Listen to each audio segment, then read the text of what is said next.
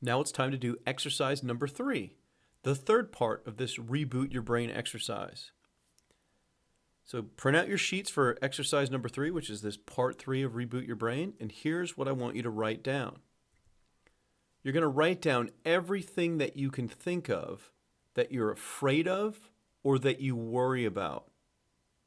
And then next to each one of these things, I want you to make a note of what the worst case scenario would be related to that thing. Now, this is some deep psychological stuff here. It's going to be hard to write these things down, but you really need to do it because a lot of these things are, again, just floating around, kind of clogging your head and can be holding you back from really having more focus and really being able to move forward in a positive way in your life to get the things you want, specifically to grow your business, to make more money, to build that life that you want for you and your family. So this is very important stuff, even though it seems kind of psychological and maybe you don't want to do it. I hope you can sit down and actually do this exercise. So you're going to write down all the things you can think of that you're afraid of or worry about. And this could be stuff like, I'm afraid of getting cancer. And in this case, unfortunately, the worst case scenario that you note next to that is that you could die. But I think if you write down all the things that really truly worry you, and all the things that you're afraid of, and you analyze what the worst case scenario is, what you will find is, I think that a lot of things just kind of aren't a life and death situation, and it's not worth worrying so much about. In other words, it's not worth you putting so much energy and focus into, and that's what this whole first module of this course is about, helping you get focused, have clarity, and think better so you can perform better, building your business and making more money for you and your family. So write down all the things that bother you, all the things that you're afraid of or worry about, and what the worst case scenario is. In other words, let's say you're in a bad situation where you recently got laid off from a job. And let's say you're worried about not being able to pay your mortgage. Well, what's the worst case scenario for that? Well, the worst case scenario is the house would get foreclosed on and you'd get kicked out. But if you really analyze that worst case scenario, is it really the end of the world? Of course it would stink.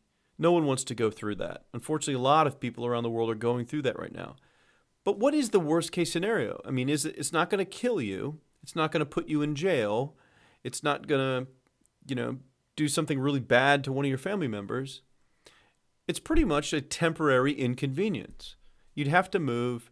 You'd have to find another place to live or someone to live with in the short term. But it's not going to define your life. And that's one thing you really need to realize. A lot of things that we worry about end up defining us, even if we've never come to the conclusion or reached the point of what that worst case scenario is. But even if we do reach that worst case scenario, in this example, where we end up getting foreclosed on and kicked out of a place where we were living, it's not the end of the world. Life will go on. No matter what happens, of course, unless God forbid you die, life is going to go on.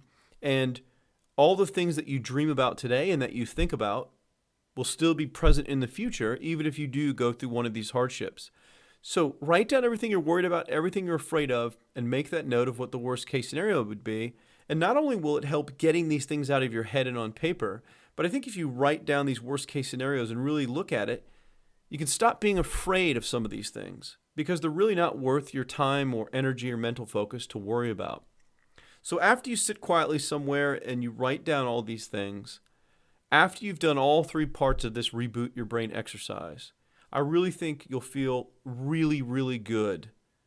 It'll feel so great and liberating to kind of just free up your mind, knowing that things are on paper and that paper is safe, or you're going to keep that paper safe where you wrote these things down, and that you're not going to lose those thoughts or those things, and that you don't need to walk around holding on to all that stuff anymore in your head.